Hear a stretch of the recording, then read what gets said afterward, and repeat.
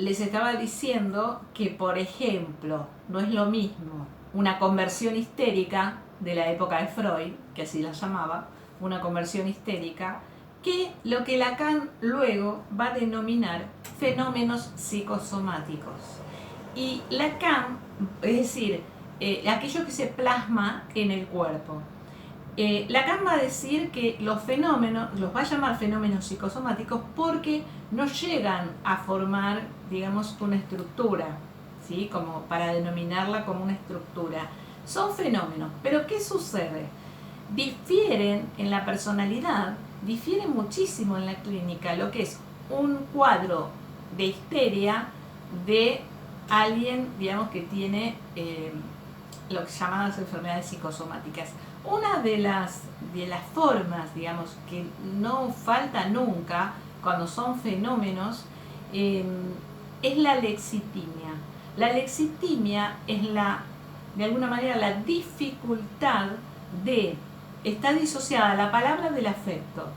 Es decir, el paciente puede contar que está contento de la misma manera que está contando algo terrible que lo aqueja, ¿sí?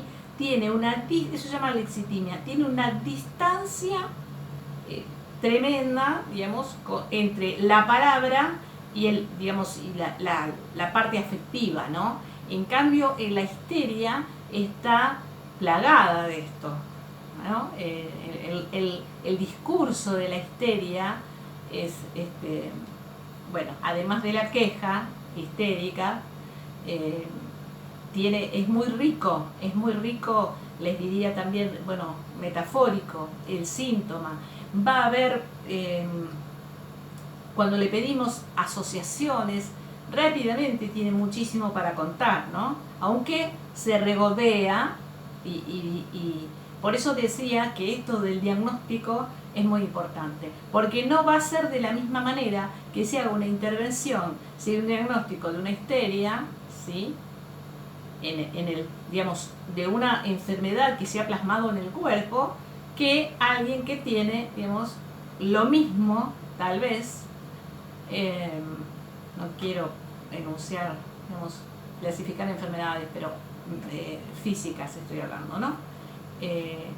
Que no tienen soporte, no tienen un soporte desde lo biológico, muchas veces, a menos que ya se haya, digamos, cosificado, se haya cristalizado todo ese discurso en el cuerpo. Y entonces sí, seguramente la atiende el médico por la enfermedad que sea, y muchas veces los derivan a un psicólogo. También cuando se trata de estos fenómenos psicosomáticos es bastante más difícil abordar que en la neurosis, como estaba diciendo, en la histeria, ¿no? Que pertenece a la neurosis, porque en esta dificultad por expresar están como siempre, no emerge el material para poder ponerlo al servicio, digamos, del tratamiento. Es mucho más, cuesta mucho más. Pero no es solo eso la importancia del diagnóstico. A veces hay pacientes de border, pacientes fronterizos, de límite, ¿sí? De lo que sería, digamos, bueno, la bipolaridad también. Entonces, digo, cuando está más cerca, en la psicosis lo que se suele hacer, se va construyendo, es decir, las intervenciones no son al modo del análisis. No hay que ir para atrás. Hago una intervención donde voy a buscar a dónde. Y el paciente en la psicosis, digamos, no puede retroceder, porque si lo hago retroceder, lo más probable es que termine generando, podría ser, no digo que siempre es así, pero el riesgo de un brote psicótico, una descompensación del aparato psíquico, porque también hay que tener en cuenta los recursos del yo. En la psicosis hay un yo muy endeble. Lacan habla de 3 registros: el registro imaginario, el registro simbólico, el registro de lo real. Lo real no es la realidad de la que hablamos comúnmente. Lo real es la falta, es la castración. Y en la psicosis esto no está, y el registro imaginario, lo que Freud llama ilusorio, está como, podríamos pensar, como roto, para que se entienda, ¿no?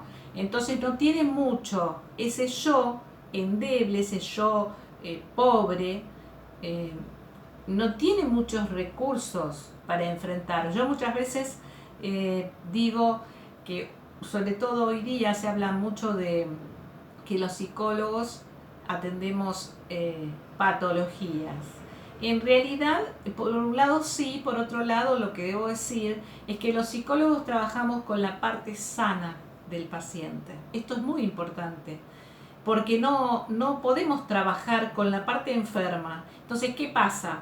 Desde la parte sana, mucho o poco, como en el caso de la psicosis, pocos recursos del yo, el psicoanalista tiene que ir ahí a pesquisar qué recursos, con qué recursos cuenta ese paciente para poder hacer una intervención, ¿sí? O una interpretación, que esa es, la interpretación es al modo del psicoanálisis. Pero hay que ver en qué momento y de qué manera.